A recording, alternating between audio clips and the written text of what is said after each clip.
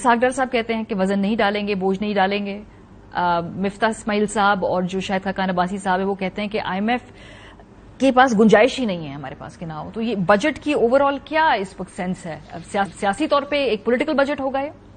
جی، چونکہ election year ہے تو حکومت کوشش کرے گی کہ کسی بھی طریقے سے اس کو الیکشن کے حوالے سے ہی مینیج کریں. اور جیسے ہم نے دیکھا کہ ابھی منسٹری آف فائنانس نے یہ کہا تھا کہ آپ جو ترقیاتی بجٹ کا جو آؤٹ لے ہے اس کو 700 ارب کے آس پاس رکھیں، لیکن پرائم منسٹر نے اس میں 250 ارب روپے کا جو ہے وہ اضافہ کر دیا. الیکشن ایئر تھا اس وجہ سے. اسی طرح اگر ہم بات کریں اسکیموں کے لیے جو 90 ارب روپے کی اسکیمیں جو ہیں وہ پارلیمنٹرینس کی رکھی جا رہی ہیں، جبکہ اس وقت آدھے پارلیمنٹرینس سے بھی کم جو ہیں وہ اس وقت موجود ہیں. 180 کا ایوان ہے تو 272 پہ انہوں نے خرچ کرنا ہے، تو اضافی رقم جو ہے وہ ان کو مل رہی ہوگی اراکین قومی اسمبلی کو. تو یہ بظاہر تو لگتا ہے کہ یہ الیکشن کی تیاریاں ہو رہی ہیں اور حکومت جو ہے وہ اس طرح کی تیاری کر رہی ہے کہ الیکشن کے لیے جو ہے وہ الیکشن بجٹ ہو. لیکن جو آپ بجٹ بوجھ کی بات کر رہی ہیں تو آلریڈی اتنا بوجھ ہے عوام کے اوپر، جی ایس ٹی کا، بجلی کے ریٹ کا، گیس کے ٹیرف کا، اور پھر سب سے بڑا بوجھ جو ہے وہ جو ڈالر کا ایکسچینج ریٹ ہے وہ آپ ریلیف دینا بھی چاہیں تو اتنا زیادہ ہے کہ وہ ریلیف ہوتے ہوئے بھی ممکن نہیں ہوتا عوام کے لیے.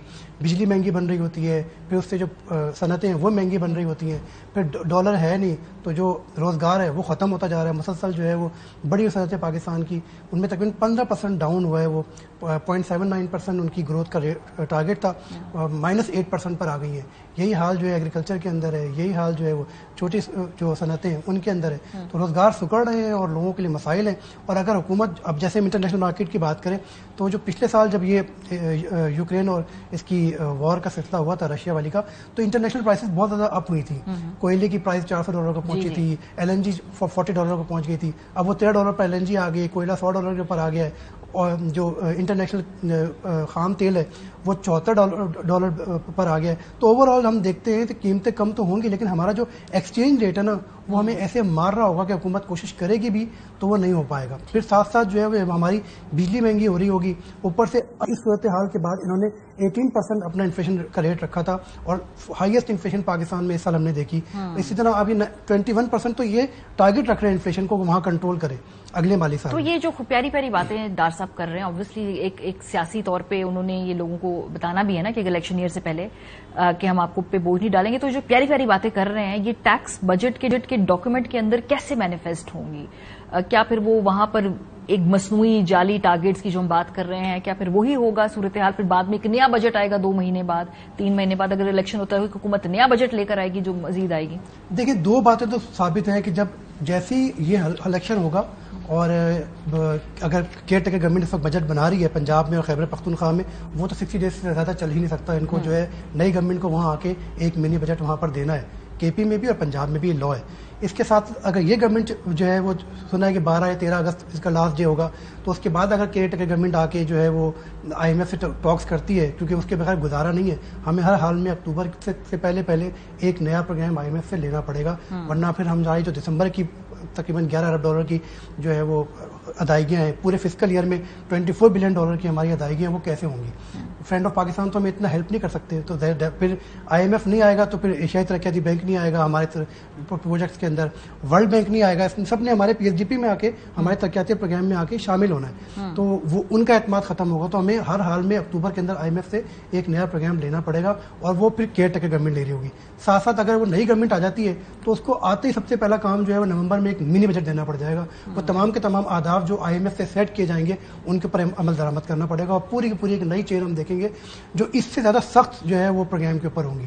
اس میں جو ہماری اصلاحات ہوں گی وہ اس سے زیادہ سخت ہوں گی. اب اصلاحات سے مراد یہی ہے کہ جو ہمارے سبسڈیز ہیں وہ کہہ رہے ہیں کہ 300 یونٹ تک اڑا دیں اس کو اور صرف 100 یونٹ تک رکھے بس کہ 50 یونٹ تک رکھے. لیکن وہ اس سے زیادہ سخت اصلاحات کی بات کریں یہ تو بڑا آسان کام ہے.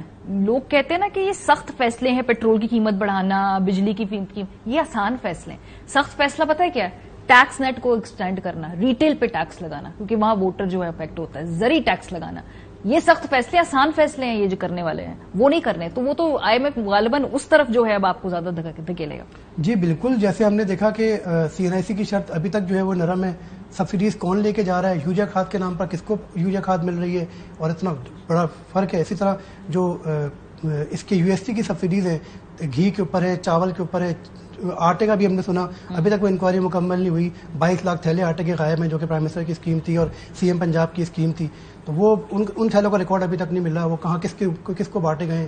اسی طرح جو ہے وہ جتنی بھی سبسڈیز ہیں ان کو ٹارگٹ کرنا کس کو دی جا رہی ہیں اس کا ٹریک اینڈ ٹریس رکھنا بڑا ضروری ہے. اور اسی طرح جب تک وہ نہیں ہوگا یہ ایسی جو ہے وہ کچھ لوگوں کو فائدہ پہنچتا رہے گا اور جو اصل ٹارگٹ ہوگا وہ ہوگا نہیں. اسی طرح جو ابھی آپ نے بات کی کہ الیکشن کے حوالے سے یہ اہم فیصلے ہیں جو کہ بہت مشکل ہے کیے جانے. ہم تو مسلسل دیکھ رہے ہیں کہ گورنمنٹ جو ہے وہ بہت زیادہ جہاں سخت فیصلے کرنی ہوتی ہے وہاں پر نہیں کر پاتی. جو ابھی تک لوگ ٹیکس نیٹ سے باہر ہیں ان کے خلاف جو ہے وہ ایکشن نہیں ہوتا. نوٹسز کا سلسلہ تقریباً محدود ہو گیا. اس میں بھی لگ رہا ہے کہ ٹیکس میں ہماری زیادہ جو آلریڈی لوگ ٹیکس دے رہے ہیں انہی کی بدبختی آئی ہے غالباً. یہ تاثر ٹھیک ہے کیا؟ یہ ٹیکس بڑھے گا انہی لوگوں پہ جن پہ آلریڈی ٹیکس لگا؟ جی لگ تو یہی رہا ہے کیونکہ نئے ٹیکس پیئرز جو ہیں ان کے اوپر تو نہ تو نوٹس کا کام ہو رہا ہے ان کے اوپر, نہ ان کو اب ان کے پاس ڈیٹا موجود ہے کس نے کون سی گاڑی لی ہے, کس نے کون سا گھر لیا ہے. سب کا ڈیٹا سب کے پاس گورنمنٹ کے پاس موجود ہے لیکن وہ کمپائل نہیں ہوتا, اس پہ نوٹس ہوتے ہیں, نوٹس کا جواب نہیں آتا. تو جو ٹیکس آلریڈی دے رہے ہیں انہی کی شامت آئی جا رہی ہے. اور اس کی وجہ یہ ہے کہ جو ملک میں 2% لوگ انکم ٹیکس دے رہے ہیں وہ ہر طرح کی مشکل کا سامنا کرنا پڑے. جو پاکستان میں اسمگل چیز استعمال کر رہا ہے چاہے وہ سگریٹ ہو چاہے وہ پیٹرول ہو وہ نہ لیوی دے گا, نہ ٹیکس دے گا, نہ GST دے گا, لیکن جو لیگل طریقے سے چیز یوز کر رہا ہوگا وہ تمام کے تمام ٹیکسز پے کرے گا. صحیح, بہت شکریہ. شعیب نظامی صاحب ہمیں بتا رہے تھے کہ ابھی آگے جا کر اکانومی میں خاص طور پہ بجٹ کی کانٹیکس میں کیا چیزیں ایکسپیکٹ کرنی چاہیے.